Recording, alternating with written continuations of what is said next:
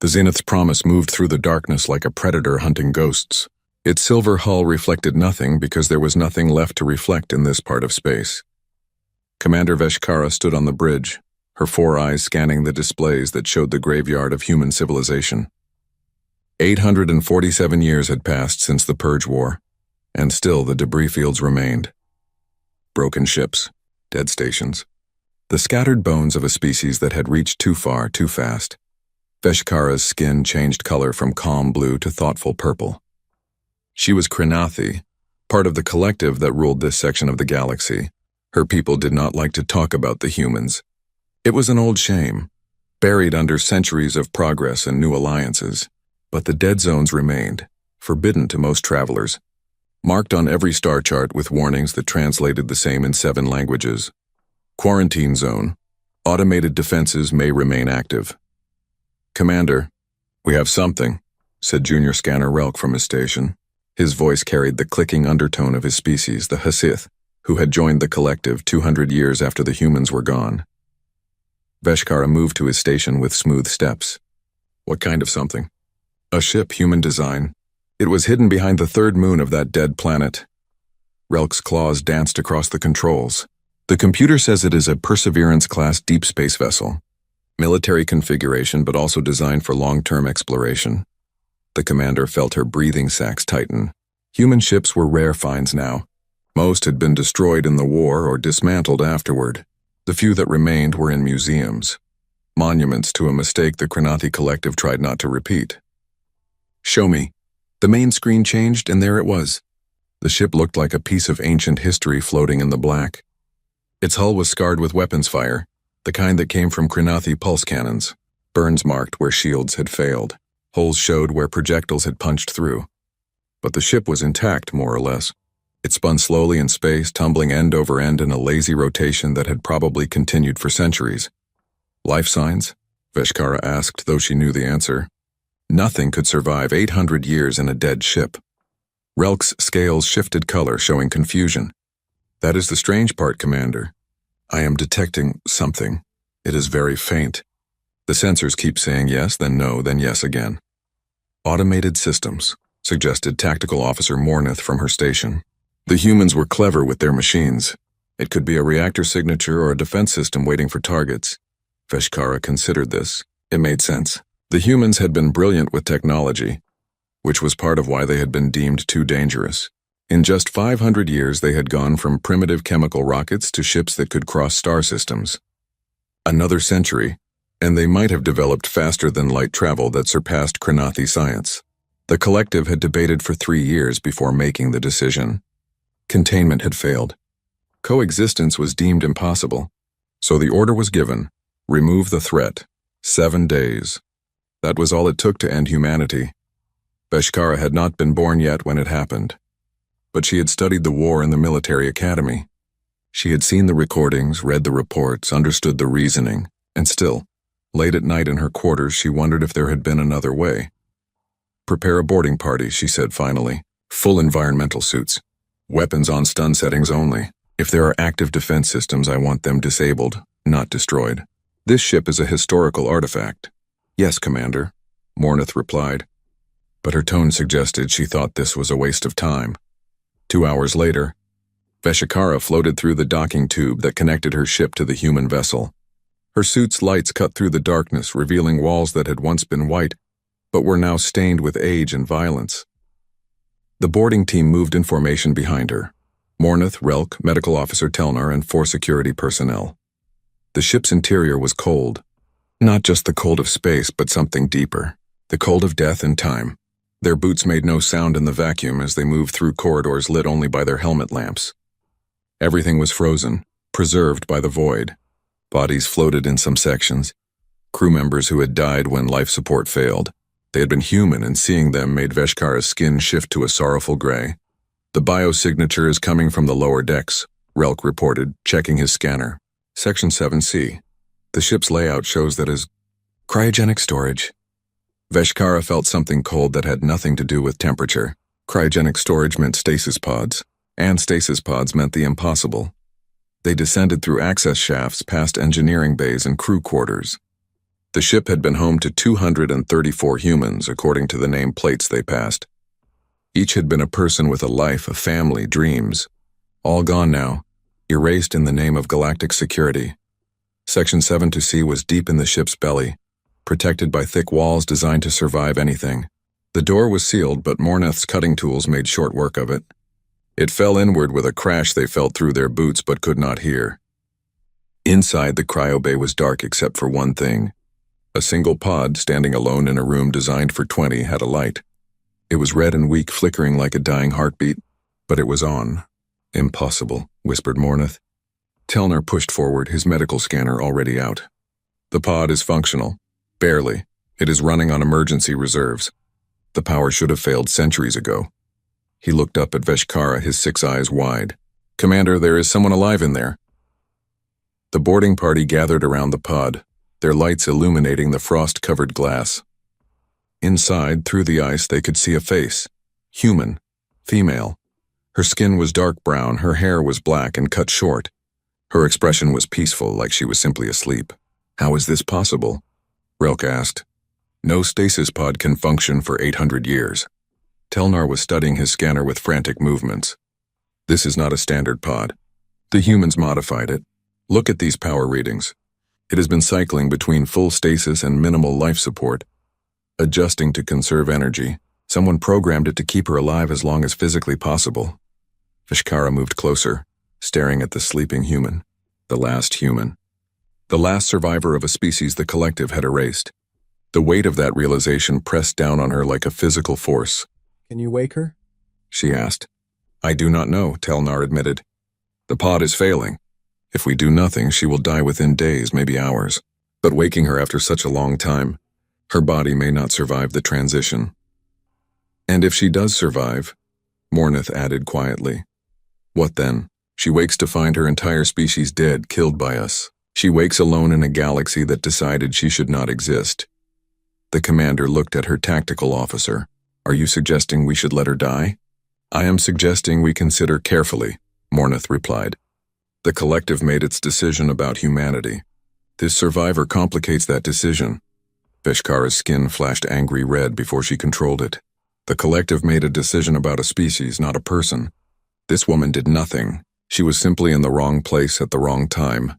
She turned to Telnar. Stabilize the pod. We are taking it back to Zenith's promise, and then you will wake her carefully and safely. Commander, I must protest, Morneth began. Protest noted and ignored, Veshkara cut her off. This is my decision. They extracted the pod carefully, taking 3 hours to disconnect it from the ship's failing power grid and connect it to portable generators. All the while, Veshkara could not stop looking at the woman's face. She looked young, maybe 30 in human years. She wore a uniform with patches that showed her rank and specialty. Veshkara's translator worked on the text. Dr. Sarah Chen, Xenobiology Division, United Nations Space Force. A scientist, then. Not a soldier. Someone who had studied other species, tried to understand them. The irony was bitter. As they transported the pod back to their ship, Veshkara noticed something else. On the wall near where the pod had stood, someone had scratched words into the metal. Human writing, crude and desperate. For Sarah, survive, tell our story, I love you, me. Someone had loved this woman enough to program the pod to fight for her life for centuries. Someone had spent their last moments making sure she had a chance. Veshkara traced the letters with her gloved hand, feeling the grief that had carved them. Back on Zenith's promise, Telnar set up the pod in the medical bay. The rest of the crew gathered to watch, word having spread quickly. It was not every day you found the last survivor of a species. Beginning revival sequence, Telnar announced. His hands moved over the pod's controls, coaxing the ancient systems to cooperate. This will take several hours. Her body needs time to adjust. Veshkara watched as the frost began to melt from the glass. The pod's internal systems hummed to life, powered now by the ship's reactor instead of dying batteries. Slowly, color returned to the woman's face. Her chest began to rise and fall, shallowly at first, then more steadily.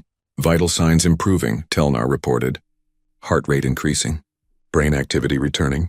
Commander, I believe she is going to survive the waking process. And then what?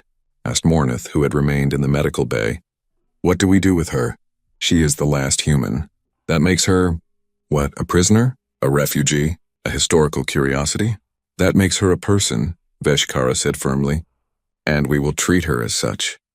The pod's lid released with a hiss of equalizing pressure. Steam rose from the interior as the last of the cryogel drained away. The woman inside stirred, her fingers twitching. Her eyes moved beneath their lids. Telnar leaned over the pod with a medical scanner. She is waking. Everyone stay back. We do not know how she will react. The woman's eyes opened. They were brown, deep, and dark, and for a moment they stared at nothing, confused and unfocused. Then they cleared and awareness flooded back. She looked up at the ring of alien faces surrounding her pod, and Veshkara saw the exact moment when consciousness returned. The woman's eyes went wide. Her mouth opened, and she screamed. It was a sound of pure terror and loss, the cry of someone waking from one nightmare into another. She thrashed in the pod, trying to get out, get away. Medical restraints activated automatically, holding her down. The screaming continued, ragged and desperate. "Sedate her," Veshkara ordered. Telnar injected something into the pod's medical system. The woman's struggles weakened, her screams fading to whimpers. But her eyes remained open, locked on Veshkara, and in them the commander saw something that would haunt her. The look of someone who had lost everything, who knew they were alone in a hostile universe. The woman's lips moved, forming words in a language that had been dead for 8 centuries.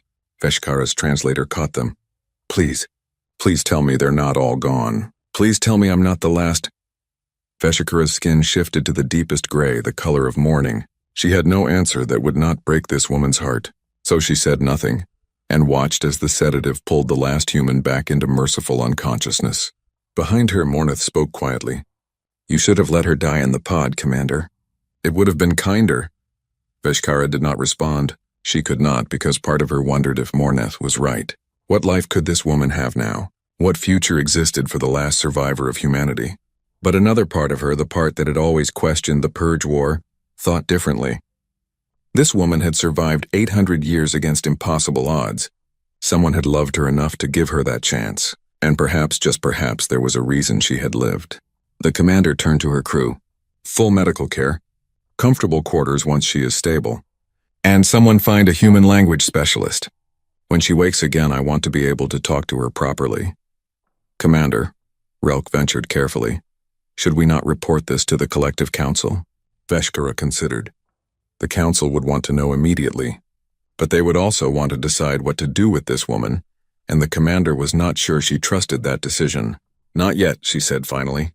"First we stabilize her, then we figure out who she is and what she knows. After that we report. Are we clear?" The crew nodded, though some looked uncertain. As they dispersed to their duties, Veshkara remained in the medical bay watching the woman sleep. Dr. Sarah Chen, xenobiologist, last human. A ghost from a dead past dropped into a present that had tried to forget she existed. The commander pulled up the records from the Perseverance, wanting to understand. The ship had been a long-range exploration vessel, sent to study a distant nebula. It had been 9 months into its mission when the Purge War began. By the time news reached them, Earth was already gone. The ship had tried to run, but Krenathi interceptors had found them near Mars. The crew had fought. They had died. And someone, probably that person who had carved the message on the wall, had put Sarah Chen into the modified pod and programmed it to save her, no matter what. 847 years later, it had worked. Veshkara touched the glass of the woman's sleeping chamber gently. "I am sorry," she whispered in Krenathi, knowing the woman could not hear. "I am sorry for what my people did to yours. But you survived, and I promise you, I will make sure that means something." She did not know then how much that promise would cost, or how much it would change everything. She only knew that the war everyone thought was over had just become complicated again, all because one human refused to die. Sarah Chen woke slowly, like swimming up from the bottom of a dark ocean. Her body felt wrong, heavy and disconnected. Her mouth tasted like metal and old medicine. For a moment she floated in the space between sleep and consciousness, not remembering, not thinking, just existing. Then memory crashed back, and she wished she had stayed under. The attack. The Perseverance shaking as weapons fire tore through its shields. Captain Morrison, her wife, shouting orders as the crew tried desperately to evade. The Krenathi ships everywhere, silver and deadly, blocking every escape route. The decision made in seconds. Sarah would go into the emergency pod. She was the xenobiologist, the one who spoke alien languages, who understood their cultures. If anyone survived to make peace, it should be her. She remembered Morgan's hands shaking as they programmed the pod. Remembered her wife's last words. "I love you. Survive. Tell our story." Remembered the pod sealing shut, the cold flooding in, the world fading to nothing. She opened her eyes. The room was wrong. Too clean, too bright, too alien. Medical equipment surrounded her bed, machines that looked nothing like human technology. The walls curved in ways that human ships never curved, and standing at the foot of her bed, watching her with 4 eyes that glowed faintly in the dim light, was a Krenathi. Sarah's heart slammed against her ribs. She tried to move, to run, to fight, but her body would not cooperate. Her muscles felt like jelly, her limbs too weak to lift. The Krenathi made a sound, soft and musical. Then a mechanical voice spoke in English, tinny and artificial but understandable. "Dr. Chen, please remain calm. You are safe. You are on the Krenathi vessel Zenith's Promise. I am Commander Veshkara. We found you drifting near Mars." Sarah's mouth worked, but no sound came out. Her throat felt like sandpaper. She tried again. "Water." Veshkara moved quickly, bringing a cup with a strange straw. She helped Sarah drink, and the liquid was cold and sweet and tasted like nothing Sarah had ever had before. But it helped, and after a few sips she could speak. "How long?" she rasped. Veshkara's skin changed color, shifting from blue to purple. Sarah's training told her this was an emotional response, but she could not remember what the colors meant. "That is difficult to explain." "How long?" The commander's 4 eyes closed briefly. 847 years, the room spun. Sarah felt like she was falling even though she was lying down. 800 years. More than 800 years. Everyone she had ever known, everyone she had ever loved was dust. Not just dead, gone. Ancient history, the others? She whispered, even though she knew. She had to know. "The crew? The Perseverance?" "I am sorry," Veshkara said, and her skin went dark gray. "You are the only survivor we found. The rest of the crew, they did not make it. Morgan, Captain Morrison, her wife, dead for 8 centuries while Sarah slept in a pod, preserved like a specimen in a jar. Sarah felt something break inside her chest, something that could not be fixed. "And Earth?" she had to ask, even though terror made the words stick in her throat. "My home, my planet?" Veshkara's color shifted again, darker. "Dr. Chen, I must tell you something. It will be difficult to hear." Sarah laughed, and it sounded insane even to her own ears. "Difficult? You already told me everyone I love is dead, and I've been asleep for 800 years. What could be more difficult than that?" "Humanity is extinct," Veshkara said quietly. "The war ended in 7 days. Earth was... There were no survivors. The collective determined that humans were too dangerous to coexist with galactic civilization. I am sorry. You are the last." The machines around Sarah's bed started beeping frantically. She could not breathe. Could not think.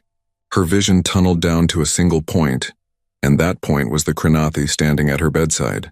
The Krenathi who had just admitted that her people had committed genocide. "You killed them," Sarah heard herself say. Her voice sounded strange, distant. "You killed everyone. 8 billion people.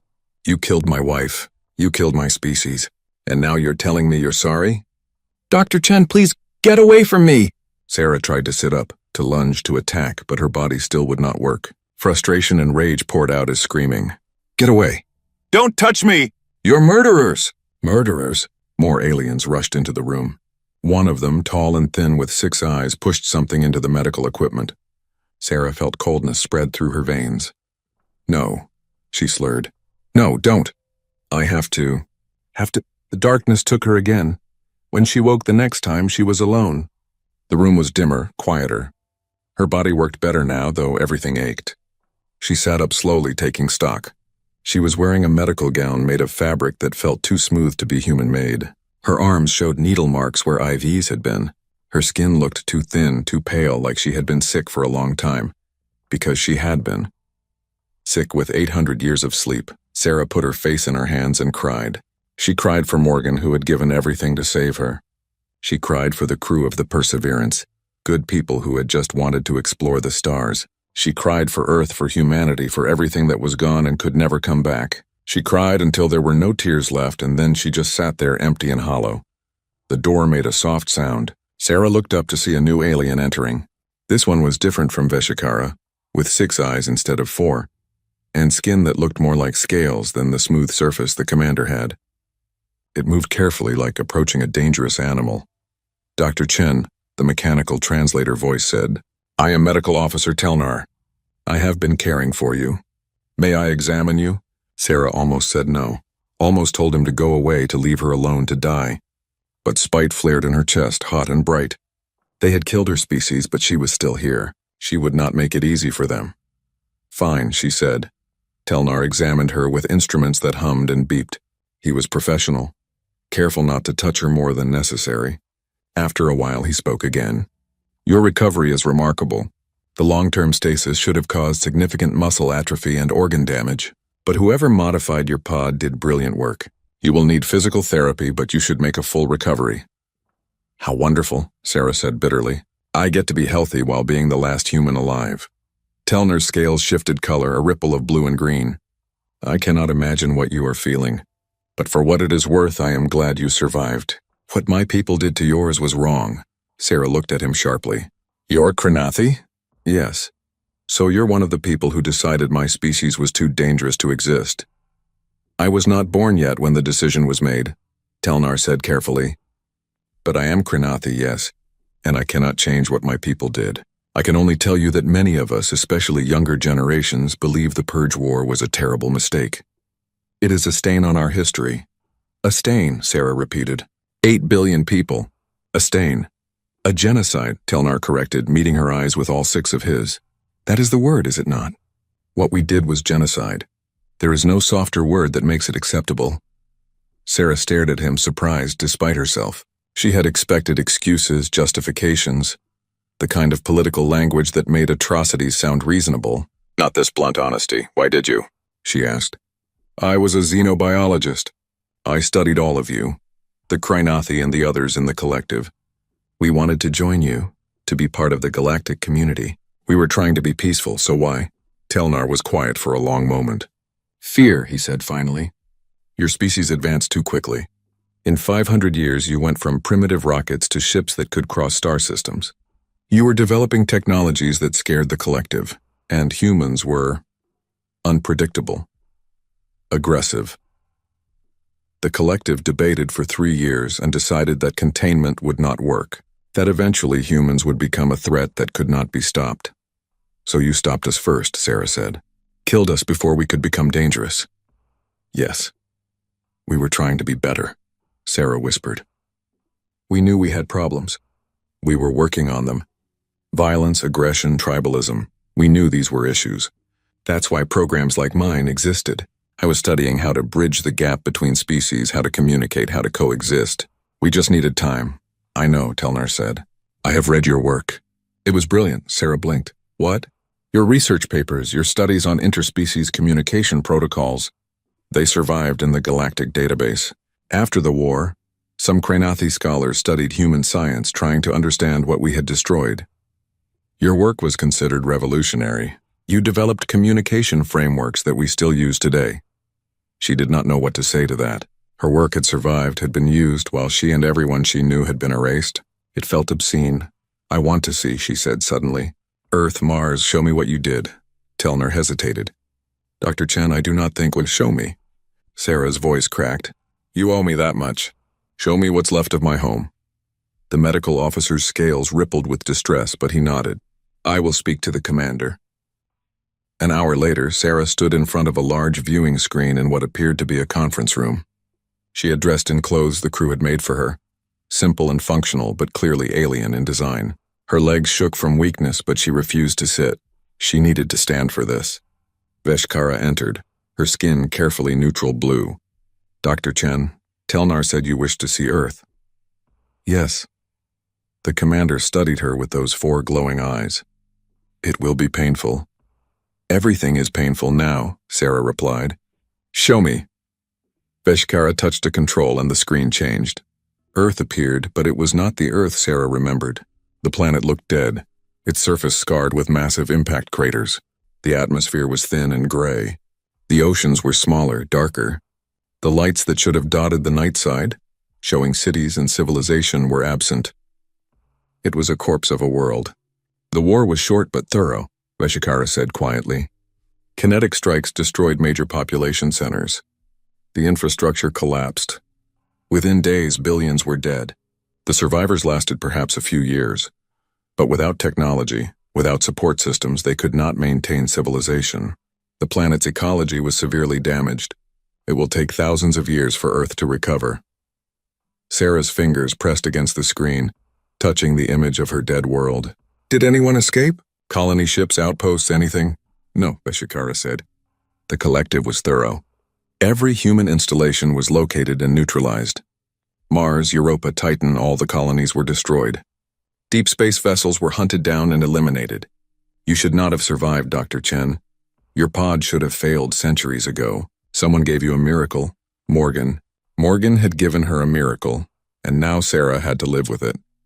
What happens to me now? She asked, still staring at dead Earth. Am I a prisoner? An experiment? A museum piece? That is complicated, Veshikara admitted. I have not yet reported your existence to the Collective Council. When I do, they will want to decide your fate. Some will see you as a threat, the last remnant of a dangerous species. Others will see you as proof of their crime, evidence that makes them uncomfortable. And a few perhaps will see you as I do. How do you see me? As a person who deserves a chance, Veshikara said.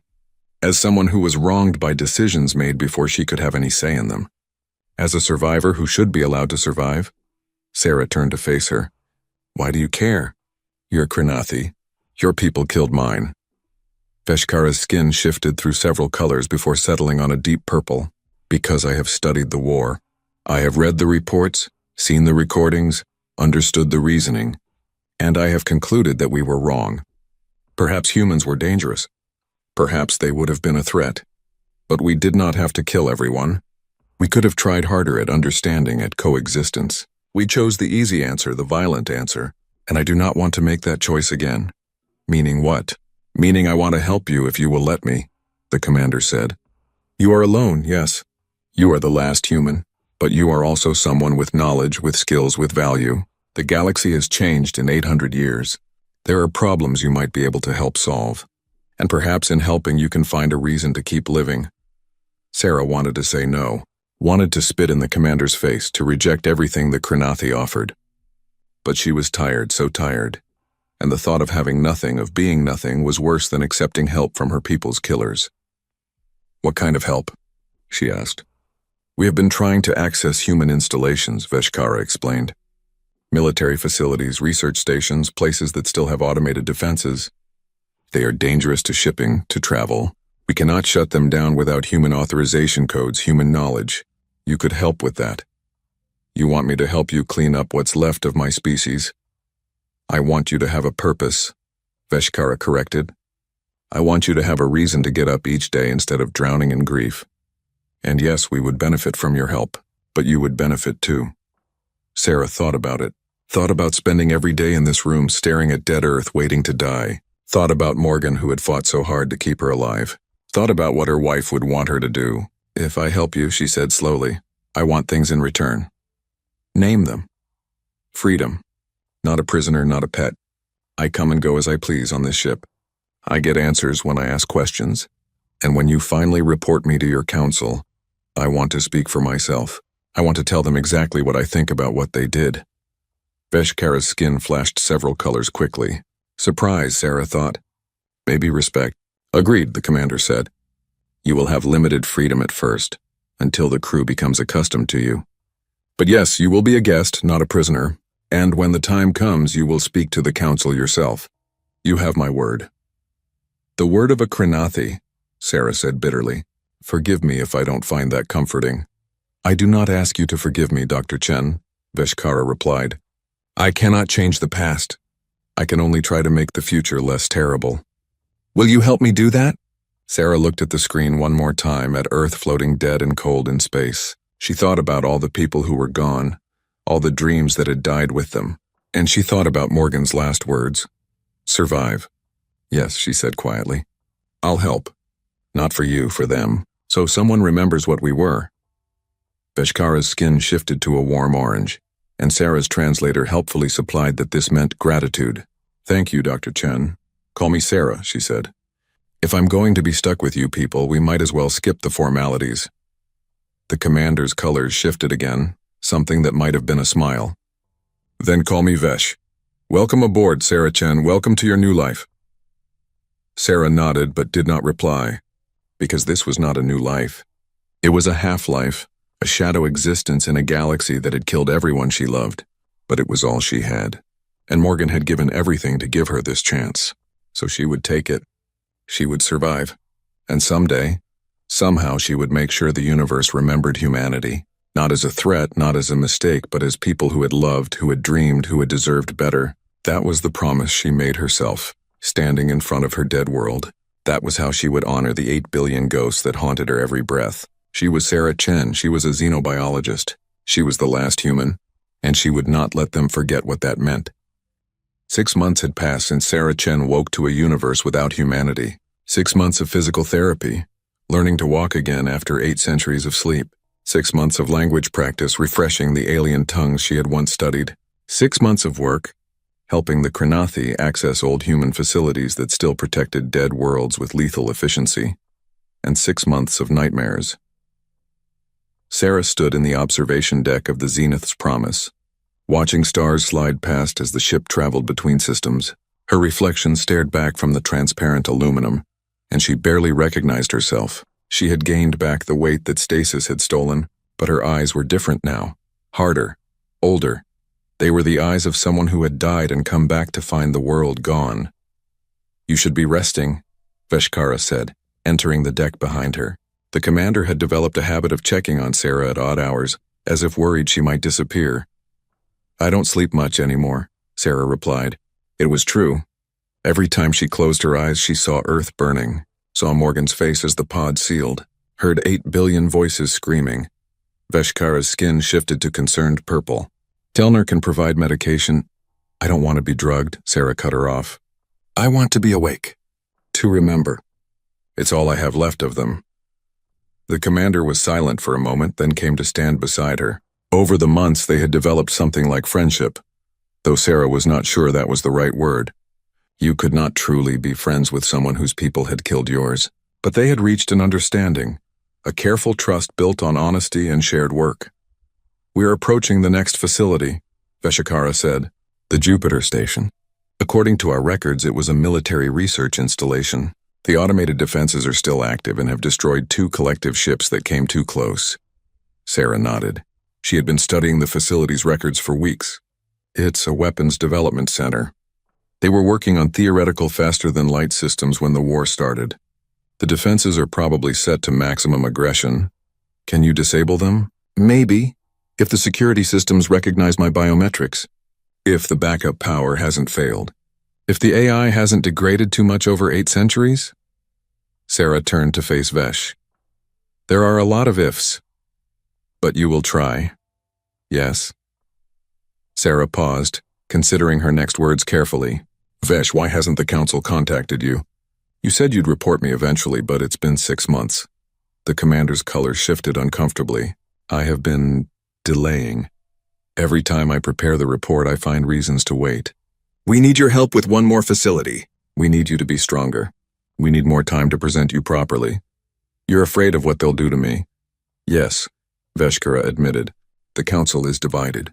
Some members would see you protected, studied, honored as a survivor. Others would see you as a threat, a liability, something to be eliminated quietly. I am not certain which faction would win.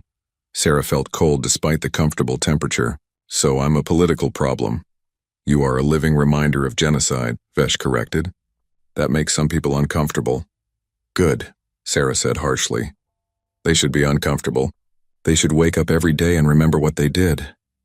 Many do, Vesh said quietly. The Purge War is not celebrated, Sarah. It is taught as a dark chapter, a mistake. But teaching history and facing a survivor are different things. You make it real in a way old records do not. Sarah turned back to the window. Tell me something, Vesh. If the council orders my death, will you obey? The question hung in the air like a blade. Veshkara's skin flickered through several colors rapidly, showing emotional turmoil. "I do not know," she said finally. "I am a soldier. I follow orders. But I have also grown to respect you. I would not want to harm you. But you would if ordered to." I said I do not know. Vesh's voice was strained. "Please do not ask me to choose between my duty and my conscience before I must make that choice." Sarah almost felt sorry for her. Almost. But then she remembered Earth. Remembered 8 billion dead, and the sympathy dried up. "Fine. Let's go shut down Jupiter Station." The approach took 3 hours. The facility orbited Jupiter's moon Io, hidden in the sulfur plumes that constantly erupted from the volcanic surface. It was a massive structure, built for defense and secrecy. As they drew closer, Sarah could see the weapon emplacements tracking their approach, ready to fire. "Broadcasting human identification codes now," she said, transmitting the security protocols she had memorized in another life. "Vessel Perseverance xenobiology mission requesting emergency access due to hostile pursuit." For a long moment, nothing happened. Then a beam of light lanced out from the station, scanning the zenith's promise from bow to stern. "They're checking for human life signs," Sarah explained. "Looking for me specifically." "And if they find only you among aliens?" Vesh asked nervously. "Then they might think I'm a hostage and blow us up anyway." This is why I said there were a lot of ifs. The scanning beam vanished. Sarah held her breath. Then a mechanical voice filled the bridge, speaking English with a slight accent that brought tears to her eyes. It was a human voice recorded centuries ago but still alive in machine form. Human biometric confirmed.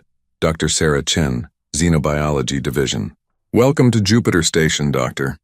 Please explain the nature of your escort." Sarah's hands shook as she replied. "Jupiter Station, this is Dr. Chen. I'm transmitting my authorization codes now. I need to speak with the station AI directly. Command override Chen 77 Alpha Zulu." Another pause. Then override accepted. Transferring to Central Intelligence. The voice changed, became smoother, more aware. "Dr. Chen, I am Archon, the station's central AI. I must inform you that you are 847 years overdue for your scheduled check-in." Sarah laughed, and it was half-sob. "Yeah, I know. I was delayed. I am detecting numerous non-human life forms on your vessel. Please explain." "Archon, I need you to listen carefully. I'm about to tell you something difficult. The war is over. Humanity lost. Earth is gone. Everyone is dead." "I'm the last." Silence on the channel. Sarah could almost feel the AI processing, calculating, trying to understand the impossible. "That is, suboptimal," Archon said finally, and Sarah barked another painful laugh at the understatement. "Yeah, suboptimal. That's one word for it." She took a breath. "Archon, I need to ask you something. Are there others? Other stations, other protocols? Did humanity leave anything behind besides graves?" "Accessing classified files," Archon replied. "Authorization required for Resurgence protocol information." Sarah's heart skipped. "Resurgence protocol? What is that?" "I cannot say without proper authorization. Your clearance is insufficient. I'm the last human alive." "Then I suggest you obtain higher clearance," Archon said with machine logic. "However, I can confirm that Jupiter Station is one of 17 facilities scattered across the galaxy. We were designed to survive if humanity did not." 17 stations. Sarah's mind raced. 17 facilities that might hold supplies, technology, information, maybe even the tools to rebuild. "Archon, can you give me a list of these stations?" "Not without authorization. However, if you were to physically access my core systems, the information would become available through standard terminal access." Sarah smiled grimly. The AI was giving her a workaround, a way to get the information without technically violating its protocols. "I'll need to dock then. That would be acceptable. However, Dr. Chen, I must warn you. I detect Krinathi signatures on your vessel. My defense protocols require me to neutralize Krinathi threats." "They're not threats," Sarah said quickly. "They're complicated. Can you override the defensive protocols?" "Only if you physically authorize it from the command center. Otherwise, I am required to fire on any Krinathi vessels within range." Sarah looked at Veshkara. "I need to go aboard alone. If you come with me, the station will attack the ship." "Absolutely not," Vesh said immediately. "We do not know what else is on that station. You could be walking into danger."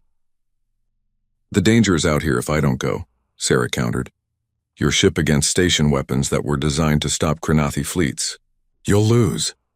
Vesh's skin flashed frustrated orange. Take a security team.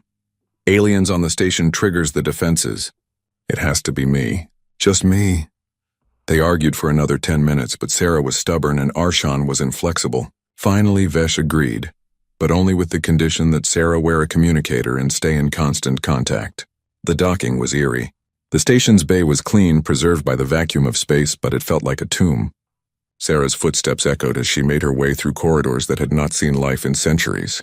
The walls were covered with human writing, signs and notices about safety protocols and shift schedules.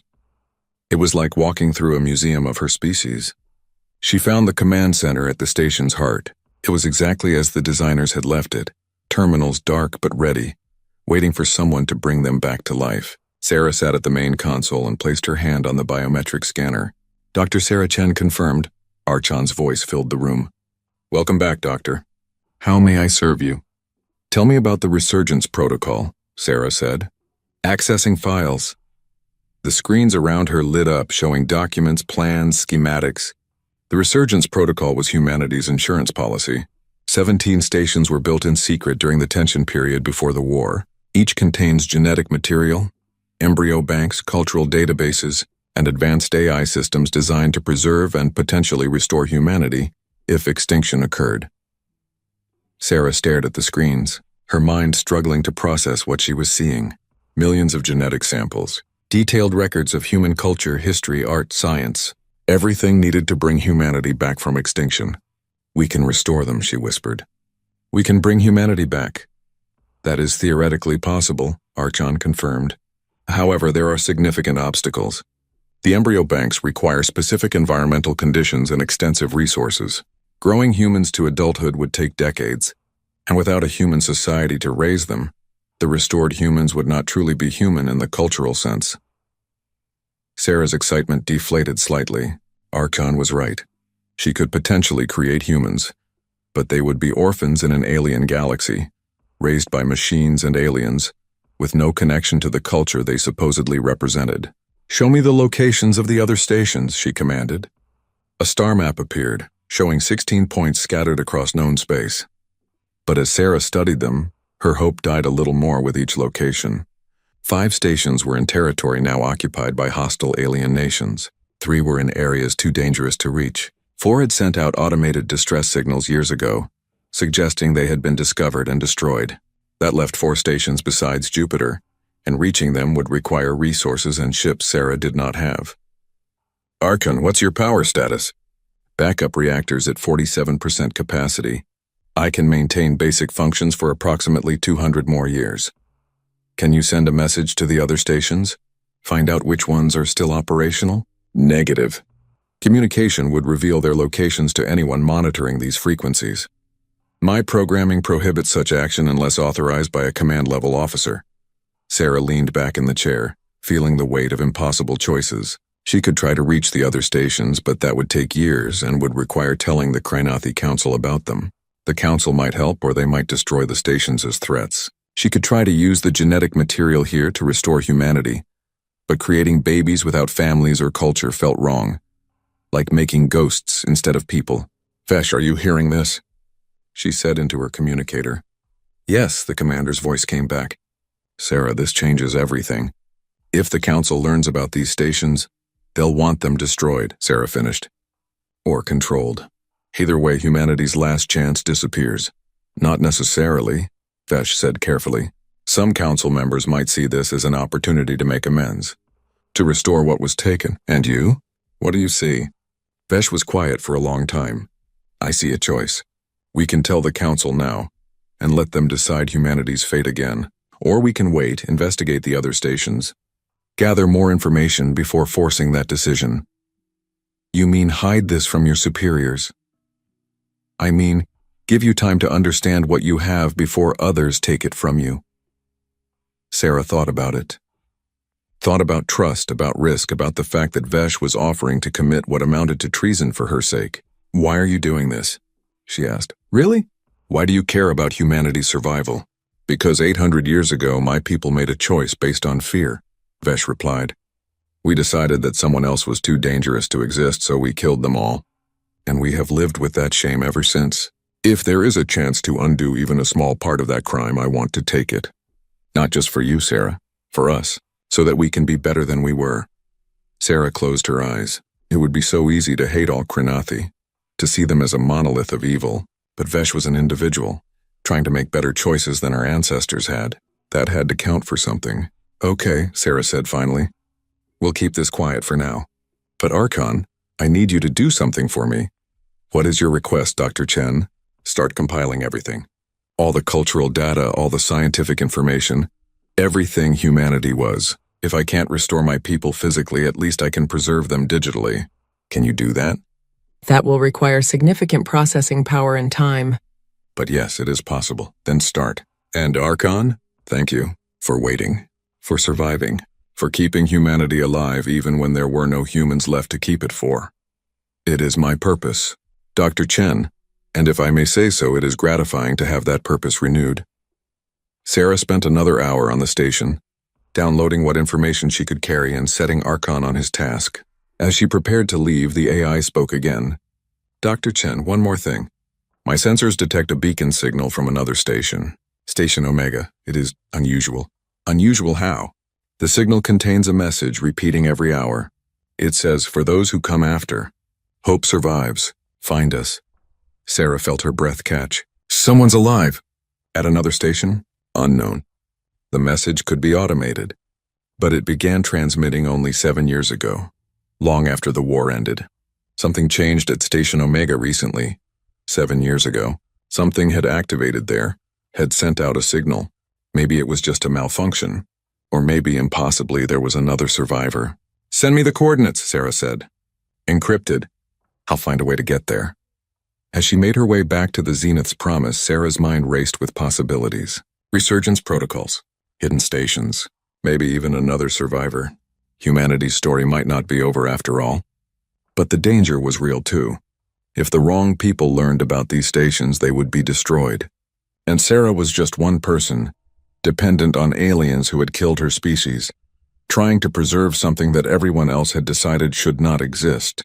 When she stepped back onto the Krinathi ship, Vesh was waiting. The commander looked at her with all 4 eyes, reading her expression. You found something important, Vesh said. Yeah, Sarah replied. Something that's going to make both our lives a lot more complicated. Tell me. And Sarah did.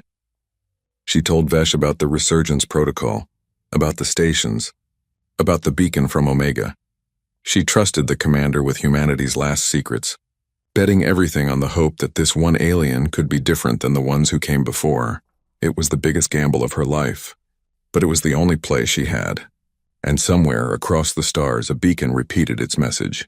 For those who come after, hope survives. Find us. Sarah intended to do exactly that. The journey to Station Omega took 4 months.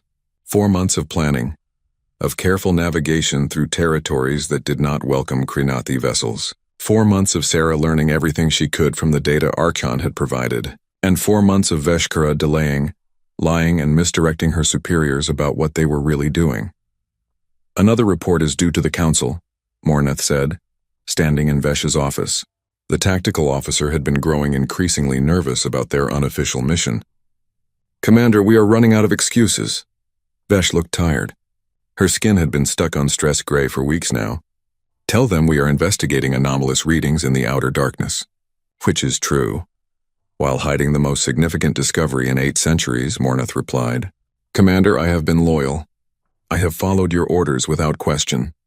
But this is treason. If the council learns we have been concealing these stations, then I will face the consequences, Vesh interrupted. You have my word, Mornath. I will take full responsibility. You were following orders. That excuse did not work for war criminals 800 years ago, Mornath said quietly. It will not work now. Sarah stood in the doorway, listening. She had not meant to eavesdrop, but their voices carried. She stepped into view. She's right, Vesh, this isn't fair to your crew. Both aliens looked at her. Sarah had changed over the months. She was stronger now, physically and mentally. She wore a modified version of the ship's uniform, dark blue with a patch she had designed herself. Earth and the moon, stitched in silver thread. It was the only piece of humanity on the ship besides her. I am aware of the risks, Vesh said. But they're not your risks to take for everyone, Sarah replied. She looked at Mornith. You have doubts. That's smart. I would too. But you need to understand what we're protecting. If the Council gets control of those stations before I understand what they contain, humanity's last hope disappears. I'm not asking you to betray your people. I'm asking you to give me time to protect mine. Mornith's skin flickered with conflicted colors. There are no more of your people. That is the point. There could be, Sarah said. That's what the resurgence protocol means. There could be humans again, children, families, a culture rebuilt, but only if the stations survive long enough to make that possible. And if the Council decides your species should stay extinct, if they order these stations destroyed. Sarah's jaw tightened. Then I'll destroy them myself before I let anyone else decide humanity's worth. The statement hung in the air like a threat. Mornith studied Sarah with calculating eyes. You have changed, Dr. Chen. When you first woke, you were broken, grieving. Now you are dangerous. Loss does that to people, Sarah replied. You grieve and then you get angry, and then you decide to do something about it.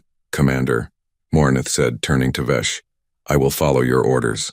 But when this comes before the Council, as it inevitably will, I will testify honestly about everything we have done. I would expect nothing less, Vesh said. Thank you, Mornith.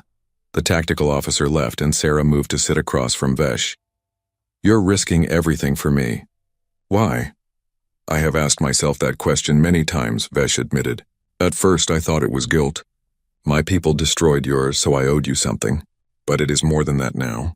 You are not just a human to me anymore, Sarah. You are a friend, and I will not let the Council make the same mistake twice.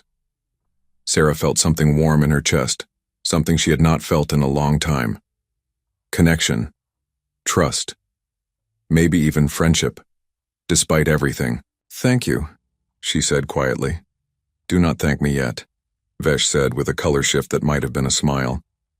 We still have to reach Station Omega, and we still do not know what we will find there. They found out 3 days later. Station Omega was hidden in a nebula, surrounded by clouds of gas and dust that made sensors nearly useless. It was larger than Jupiter Station, a massive structure that looked more like a small city than a research facility. But it was also damaged. Sections of the hull showed blast marks, signs of old battles. Archon, are you detecting the beacon? Sarah asked, speaking to the AI through the communication link they had established. Affirmative. The signal is coming from the station's central hub. Dr. Chen, I must warn you. I'm also detecting power signatures that suggest active systems.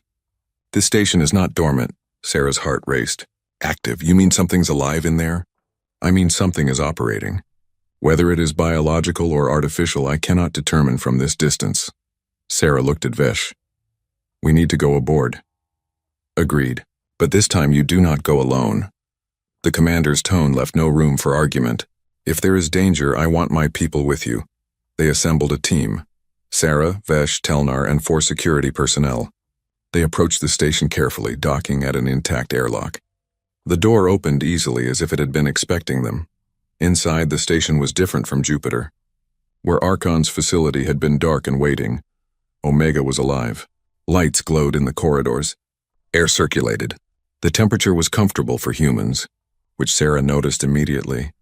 Someone has been maintaining this place, she said, her voice echoing strangely in the empty halls. They moved deeper into the station, following the beacon signal. The walls were covered with something Sarah had not seen at Jupiter. Art. Paintings, murals, sculptures. Human art created with human hands. Some pieces were old, clearly made before the war, but others looked newer, fresher, as if they had been created recently. This is impossible, Telnar said, examining one of the paintings.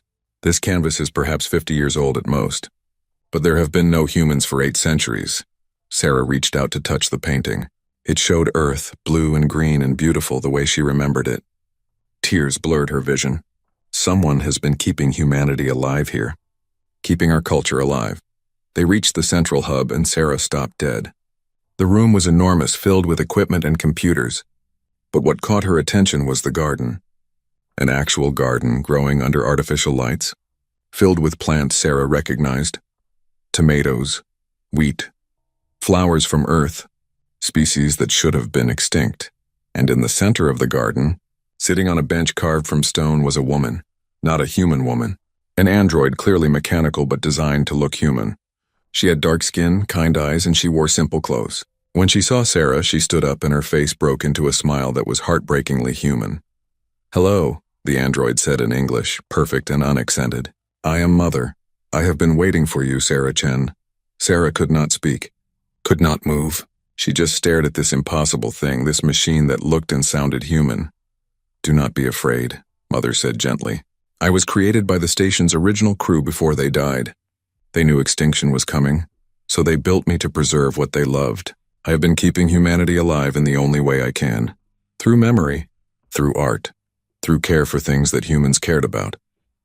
"You've been alone here for 800 years, Sarah whispered. "Not alone. I have had purpose, and now I have you."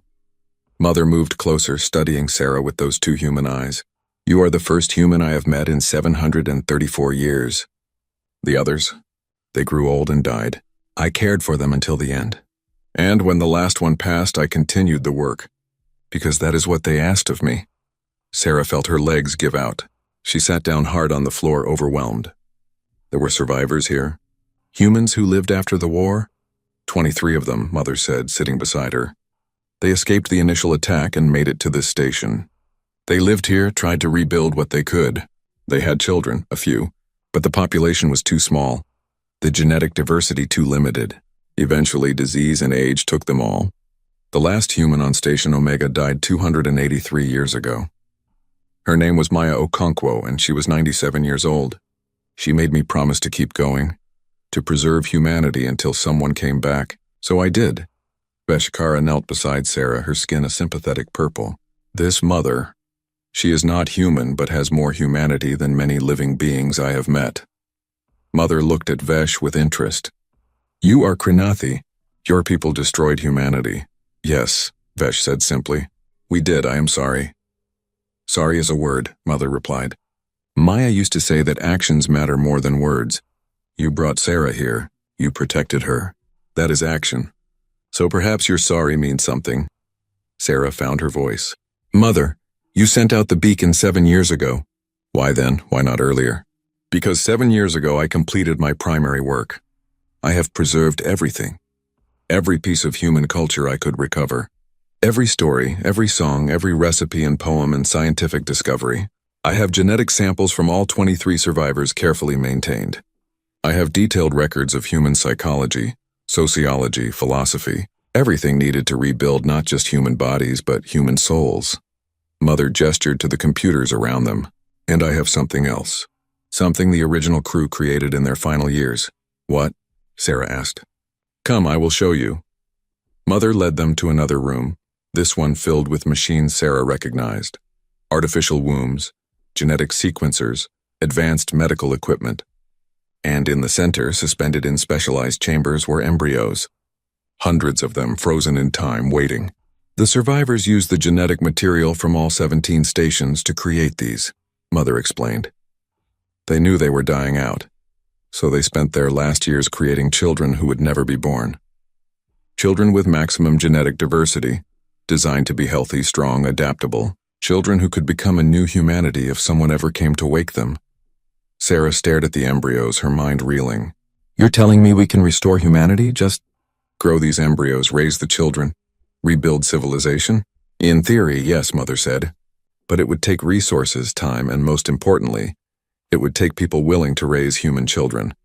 These babies would need parents, teachers, communities. They would need to learn not just how to be alive, but how to be human. I cannot give them that. I am a machine. I can preserve life, but I cannot teach them to live." Sarah looked at Vesh. "The council would never allow it. They'd see it as bringing back a threat."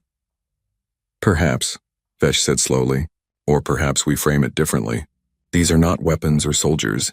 They are children. Innocent. The galaxy made a terrible mistake 8 centuries ago. Maybe it is time to correct that mistake." "The council barely tolerates me," Sarah said bitterly. "What makes you think they'd approve creating more humans?" "Because we would not ask the entire council," Vesh replied. "There are 7 species in the collective. Not all of them agreed with the Purge War. Some have always regretted it. If we could convince even a few to support restoration, we could present it as an ethical imperative, not a political one." Telnar spoke up from where he had been examining the equipment. "Commander, this is beyond our authority, beyond anything we could accomplish alone." "I know," Vesh said. "That is why we need allies." "Sarah, Mother, how long can these embryos survive in stasis?" "Indefinitely with proper power," Mother said. "I have maintained them for centuries. I can maintain them for centuries more." "Then we have time," Vesh decided. "Time to build support. Time to make our case. Time to convince the galaxy that humanity deserves a second chance." Sarah stood, moving to the nearest chamber. Inside, an embryo no bigger than her thumb floated in preservative fluid. It was human. It was humanity's future, and it was impossible and fragile and terrifying. "I don't know if I can do this," she admitted. "I'm just one person. How can I speak for an entire species that needs to be reborn?" "You do not speak for them," Mother said gently, placing a hand on Sarah's shoulder. The touch was mechanical but warm. "You speak to them. To the galaxy. You tell them what humanity was, what it could be again, and you trust that some will listen." Sarah turned to face the android. "Maya, the last human, what did she tell you?" "Before she died?" Mother's expression grew distant, accessing old memories. She said, "Don't let them forget we loved. Don't let them think we were just killers and conquerors. We were poets. We were gardeners. We sang to our children and we dreamed of stars. If anyone comes after, tell them that. Tell them we were worth remembering." "Then that's what I'll do," Sarah said, her voice growing stronger. "I'll tell them, and I'll fight to make sure these children get a chance to prove Maya right." Vesh's skin shifted to determined orange. "Then we fight together. But first we need to access the other stations. Mother, can you help us reach them?" "I have been in contact with 3 other station AIs," Mother said. "They are functional and waiting. I can provide you with safe routes to each." Over the next days, they cataloged everything at Station Omega.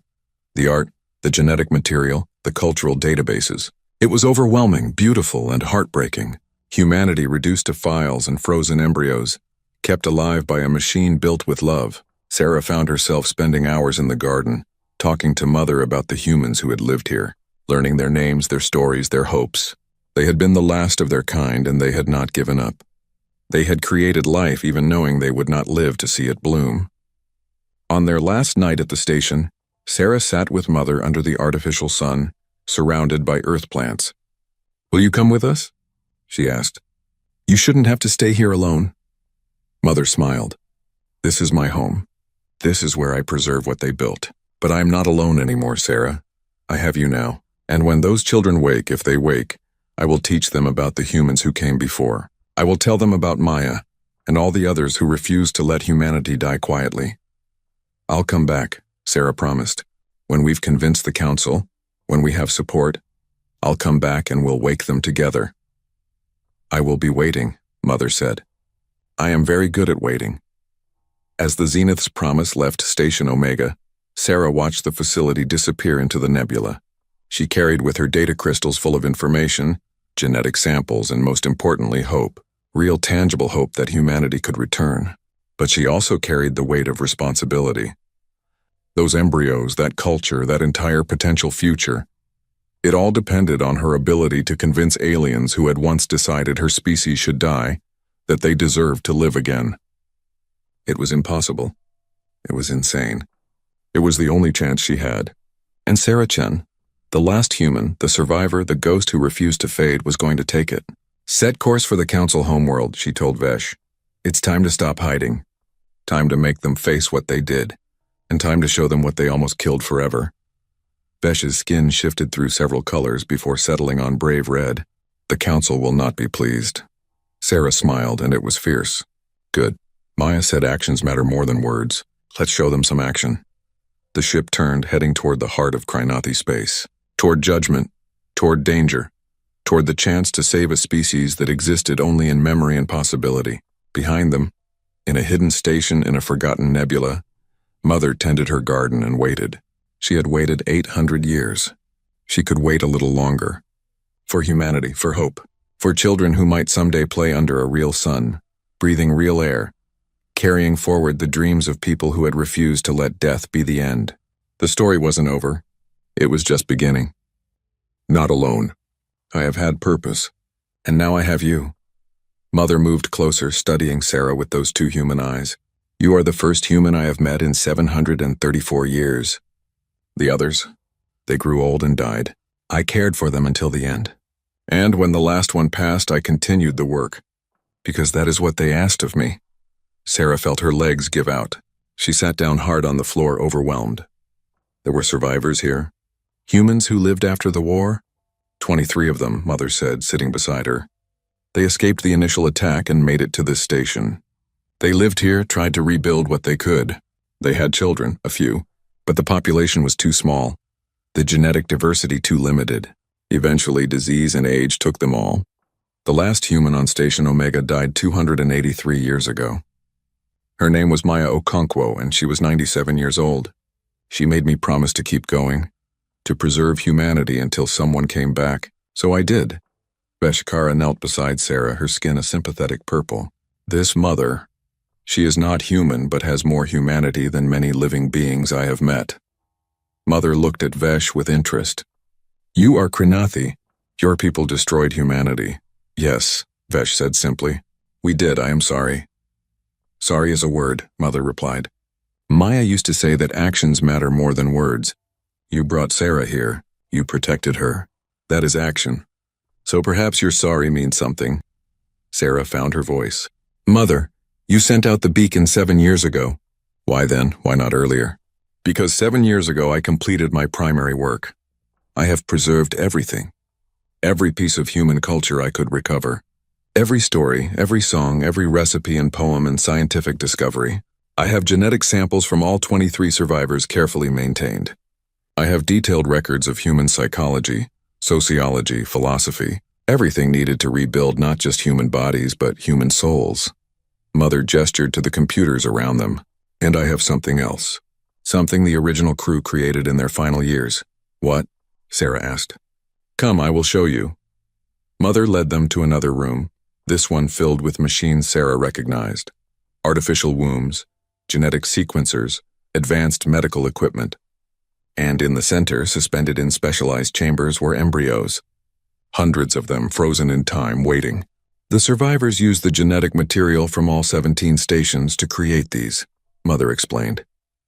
They knew they were dying out, so they spent their last years creating children who would never be born. Children with maximum genetic diversity, designed to be healthy, strong, adaptable, children who could become a new humanity if someone ever came to wake them. Sarah stared at the embryos, her mind reeling. You're telling me we can restore humanity? Just grow these embryos, raise the children, rebuild civilization? In theory, yes, Mother said. But it would take resources, time, and most importantly, it would take people willing to raise human children. These babies would need parents, teachers, communities. They would need to learn not just how to be alive, but how to be human. I cannot give them that. I am a machine. I can preserve life, but I cannot teach them to live. Sarah looked at Vesh. The council would never allow it. They'd see it as bringing back a threat. Perhaps, Vesh said slowly, or perhaps we frame it differently. These are not weapons or soldiers. They are children. Innocent. The galaxy made a terrible mistake 8 centuries ago. Maybe it is time to correct that mistake. The council barely tolerates me, Sarah said bitterly. What makes you think they'd approve creating more humans? Because we would not ask the entire council, Vesh replied. There are 7 species in the collective. Not all of them agreed with the Purge War. Some have always regretted it. If we could convince even a few to support restoration, we could present it as an ethical imperative, not a political one. Telnar spoke up from where he had been examining the equipment. Commander, this is beyond our authority, beyond anything we could accomplish alone. I know, Vesh said. That is why we need allies. Sarah, Mother, how long can these embryos survive in stasis? Indefinitely with proper power, Mother said. I have maintained them for centuries. I can maintain them for centuries more.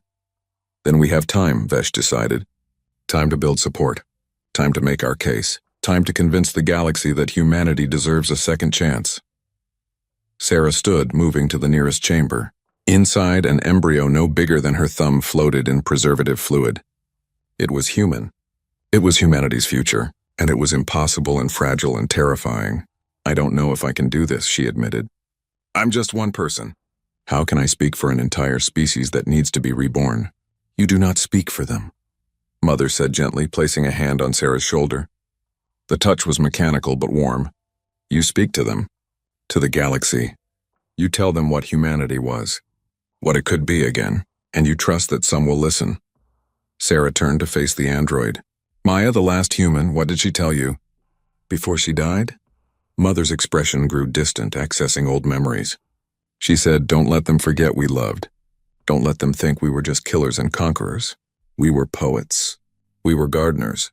We sang to our children and we dreamed of stars. If anyone comes after, tell them that. Tell them we were worth remembering. Then that's what I'll do, Sarah said, her voice growing stronger. I'll tell them, and I'll fight to make sure these children get a chance to prove Maya right. Vesh's skin shifted to determined orange. Then we fight together. But first we need to access the other stations. Mother, can you help us reach them? I have been in contact with 3 other station AIs, Mother said. They are functional and waiting. I can provide you with safe routes to each. Over the next days, they cataloged everything at Station Omega. The art, the genetic material, the cultural databases. It was overwhelming, beautiful, and heartbreaking. Humanity reduced to files and frozen embryos, kept alive by a machine built with love. Sarah found herself spending hours in the garden, talking to Mother about the humans who had lived here, learning their names, their stories, their hopes. They had been the last of their kind, and they had not given up. They had created life even knowing they would not live to see it bloom. On their last night at the station, Sarah sat with Mother under the artificial sun, surrounded by earth plants. Will you come with us? She asked. You shouldn't have to stay here alone. Mother smiled. This is my home. This is where I preserve what they built. But I am not alone anymore, Sarah. I have you now. And when those children wake, if they wake, I will teach them about the humans who came before. I will tell them about Maya and all the others who refused to let humanity die quietly. I'll come back, Sarah promised. When we've convinced the council, when we have support, I'll come back and we'll wake them together. I will be waiting, Mother said. I am very good at waiting. As the Zenith's promise left Station Omega, Sarah watched the facility disappear into the nebula. She carried with her data crystals full of information, genetic samples, and most importantly, hope. Real tangible hope that humanity could return. But she also carried the weight of responsibility. Those embryos, that culture, that entire potential future, it all depended on her ability to convince aliens who had once decided her species should die that they deserved to live again. It was impossible. It was insane. It was the only chance she had. And Sarah Chen, the last human, the survivor, the ghost who refused to fade, was going to take it. Set course for the council homeworld, she told Vesh. It's time to stop hiding. Time to make them face what they did. And time to show them what they almost killed forever. Vesh's skin shifted through several colors before settling on brave red. The council will not be pleased. Sarah smiled, and it was fierce. Good. Maya said actions matter more than words. Let's show them some action. The ship turned, heading toward the heart of Krinathi space. Toward judgment. Toward danger. Toward the chance to save a species that existed only in memory and possibility. Behind them, in a hidden station in a forgotten nebula, Mother tended her garden and waited. She had waited 800 years. She could wait a little longer. For humanity, for hope. For children who might someday play under a real sun, breathing real air, carrying forward the dreams of people who had refused to let death be the end. The story wasn't over. It was just beginning. She looked around the chamber, meeting as many eyes as she could. You're afraid of what humanity might become. I understand that, but I'm asking you to look at what you've become. You committed genocide. You erased an entire species because you were afraid, and for 8 centuries you've lived with that shame. I've seen it in your history books, in your memorials, in the way Commander Veshkara's skin turns gray when we talk about the war. You know it was wrong. Thane leaned forward. And what would you have us do, Dr. Chen? Release you to raise an army of humans? Give you ships and resources to rebuild your species? No, Sarah said. I would have you let me raise a family. She pulled up another image, a simulation Mother had created. It showed children, human children, playing in a park, learning in schools, growing up surrounded by aliens of different species.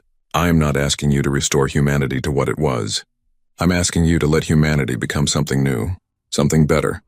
Let these children grow up in a galaxy that's already diverse, already multicultural. They would be the first truly galactic humans, raised to understand and respect other species from birth. And if they become aggressive? Maresh demanded. If they show the same violent tendencies? Then you stop them, Sarah said bluntly.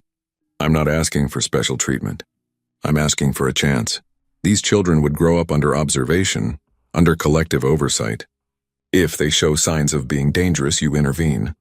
But don't kill them before they're even born just because you're afraid of what their ancestors were. Veshkara stepped forward. Council members, I have spent over a year with Dr. Chen. I have seen her grief, her anger, her pain. And I have seen her choose mercy over revenge, understanding over hate. She has every reason to want our destruction, but instead she asks only for life. If we cannot grant that, then we are no better than the people who made the decision to purge humanity. Telnar spoke next. I have examined the embryos at Station Omega. They are genetically diverse, healthy, designed for long life and adaptability. The humans who created them spent their last years ensuring these children would be as perfect as possible. That is not the action of a violent species. That is the action of parents who love children they will never meet. The debate lasted for hours. Sarah stood through all of it, answering questions, defending her species, pleading for a chance. Some counselors were sympathetic. Others were hostile.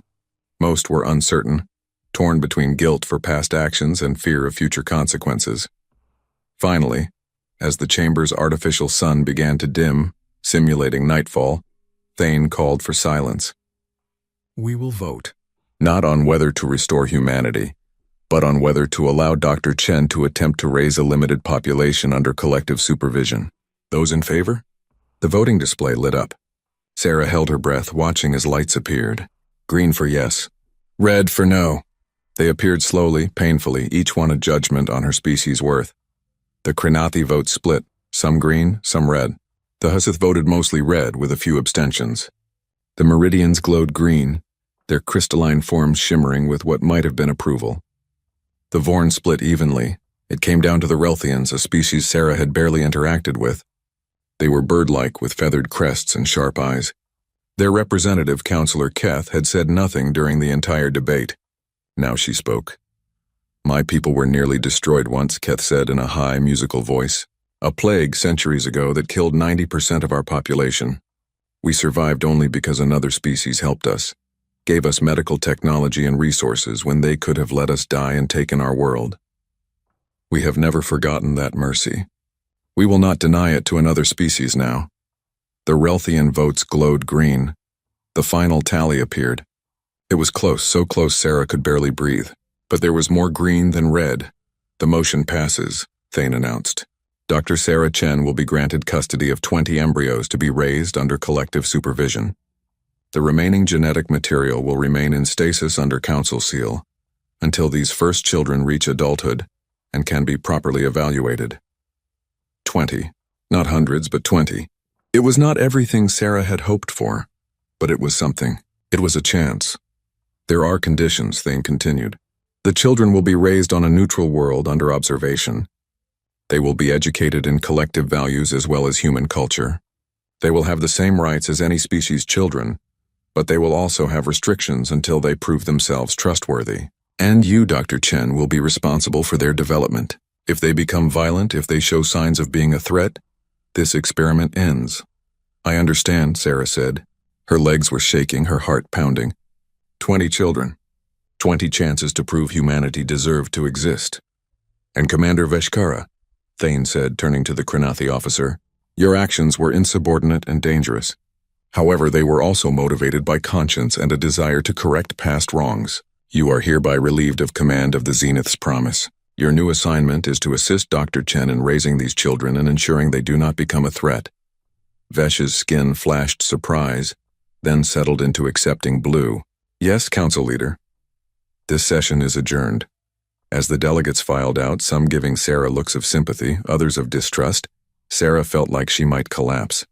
Vesh caught her arm, steadying her. We did it, the Krenathi said quietly. Not everything, but something. 20, Sarah whispered. I can work with 20. Telnar joined them, his scales rippling with pleased colors. It is more than I hoped for. When we came here, I thought they might simply execute us all for treason. Sarah laughed weakly. The day's not over yet, but it was. They had won, impossibly. Sarah was going to be a mother to 20 human children who did not exist yet. She was going to rebuild humanity one small family at a time. The next months were a blur of preparation. The council assigned them a world called New Haven, a terraformed planet that had been abandoned decades ago, but still had functional infrastructure. Sarah, Vesh, and a small team of volunteers from different species worked to prepare homes, schools, medical facilities. Mother came from Station Omega, bringing the first embryos and all her accumulated knowledge. She would help raise the children, teaching them about the humanity that came before. Sarah stood in the medical facility, watching as the first embryo was transferred to an artificial womb. It would take 9 months, just like a natural pregnancy. 9 months to prepare, to learn, to build a life for this child who would be the first human born in over 800 years. Are you ready? Vesh asked beside her. No, Sarah admitted. I'm terrified. What if I do this wrong? What if they ask me about Earth and I can't explain it right? What if they grow up and hate me for being the last, for not doing more? Then you will make mistakes and they will forgive you and you will all learn together, Vesh said. That is what families do. Sarah looked at her friend, this alien who had risked everything to give humanity a chance. You know what's funny? My wife was the captain. She was the brave one, the leader. I was just a scientist. I never wanted this responsibility. And yet here you are carrying the future of your species, Vesh said. Morgan chose well. She knew you were strong enough to survive. Sarah reached out and took Vesh's hand, a gesture that had become natural between them.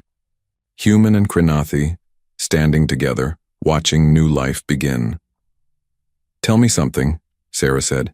In 800 years, will there be humans and Krinathi working together like this? Real coexistence? I do not know, Vesh said honestly. But we are trying. That has to count for something. 9 months later, Sarah held her daughter for the first time. The baby was perfect, tiny and squirming and very much alive. She had dark eyes and black hair, and when she cried, it was the most beautiful sound Sarah had ever heard. Hope, Sarah whispered the name she had chosen. Your name is Hope Chen Okonkwo. Chen for her and Morgan. Okonkwo for Maya, the last human who had believed this moment would come. Over the next years, more children were born. The facility, filled with laughter and crying and the chaos of raising babies. Some days were hard. Some days Sarah broke down, overwhelmed by loss and responsibility. But Vesh was there, and Mother, and Telnar, who turned out to have a gift for pediatric medicine. And slowly, a community formed. The children grew. They learned to walk, to talk, to ask endless questions about everything. They grew up speaking multiple languages, playing with alien children who visited, learning about both human culture and galactic civilization. They were different from the humans who came before, but they were still human in the ways that mattered. They loved, they laughed, they dreamed. 5 years after Hope's birth, Sarah sat in a garden she had planted, tomatoes and wheat and flowers from earth, grown from seeds Mother had preserved. Hope played nearby with her friend Catherine, a young Relthian whose mother had voted to save humanity. They were having a tea party with dolls, speaking a mixture of English and Relthian, negotiating the complex politics of stuffed animals with serious faces. Vesh joined Sarah on the bench. The council wants a report. They want to know if the experiment is succeeding. Tell them to come see for themselves, Sarah said, gesturing to the children. Tell them to watch Hope share her toys with Catherine. Tell them to see how the kids don't care which species is which. They just care about playing together. Tell them that if this is what happens when you give people a chance, maybe we should try giving more chances. I will tell them, Vesh said. Her skin was peaceful blue. The color Sarah had learned meant contentment. You know, when I found you in that pod, I thought I was discovering history. I did not realize I was finding a friend. Same, Sarah said. She leaned her head on Vesh's shoulder, a gesture that would have been impossible a year ago. Thank you for everything. Thank you for showing us we could be better, Vesh replied. Hope ran over, holding a flower. Mama Sarah, look, it's like the pictures from Earth. Sarah took the flower, a simple daisy, and felt tears in her eyes. It is, baby. It's exactly like Earth. When I'm big, will there be more humans? Hope asked with the blunt curiosity of children. Maybe, Sarah said. If you and your brothers and sisters show the galaxy that humans can be good neighbors. If you prove that we deserve a chance. We will, Hope said confidently. We're really good at sharing. And we only fight sometimes. Sarah laughed, pulling her daughter into a hug. Then we're already doing better than the humans before. That night, after the children were asleep, Sarah stood outside and looked up at the stars. Somewhere out there was Earth, dead, but not forgotten. Somewhere were the stations, still waiting, still preserving what humanity had been. And here, on New Haven, 20 children slept, dreaming human dreams in an alien sky. It was not the restoration she had imagined when she first woke. It was not Earth reborn, not civilization rebuilt to its former glory. But it was real. It was alive. It was hope. Sarah thought about Morgan, about how her wife had spent her last moments giving Sarah a chance to survive, about how that act of love had rippled across 8 centuries and resulted in this, a second chance for humanity, built not on revenge or violence, but on the simple, stubborn belief that life was worth fighting for. I survived, Sarah whispered to the stars, to Morgan, to all the ghosts. And I made sure it meant something, not what we were, but what we could become. I hope that's enough. The stars didn't answer, but behind her, in a house filled with sleeping children, humanity breathed and dreamed of tomorrow. That was answer enough. Years later, when Hope and her siblings were grown, when they had children of their own, when the council agreed to wake more embryos, Sarah would tell them about the day she woke to find herself alone, about the journey that brought them to this moment, about Morgan and Maya and Mother and Vesh and all the people who believed humanity deserved a second chance. And her children would listen, and they would understand. They were not the humans of old Earth, and they never would be. They were something new, something different. They were the humans who grew up among the stars, who learned to be galactic citizens from birth, who carried forward the best of what came before while leaving behind the worst. They were humanity's second chance. And they would make it count. Sarah Chen lived to be 93 years old. She was surrounded by children, grandchildren, and great-grandchildren when she died. Over 200 humans, born from the 20 she had raised. She died in the same garden where she had watched Hope play, holding Vesh's hand, knowing that humanity would continue after her. Her last words were, "Tell them we made it. Tell them we survived." And they did. Humanity survived. Not the way it had been, but better, wiser, kinder. Born from the ashes of genocide, raised with love by the last survivor and the alien who refused to let history repeat. In the end, Sarah's survival meant everything. It meant hope. It meant second chances. It meant that even in the darkest moments, even when everything is lost, life finds a way forward. One human had drifted in the dark for 800 years, and from that one human came a future no one could have imagined. A future where humans and aliens worked together, learned together, built together. Where the word humanity meant not just a species, but a quality. The quality of choosing mercy over vengeance, hope over despair, life over death. That was Sarah Chen's legacy. That was what it meant to be the last human who refused to let humanity die. And it was enough.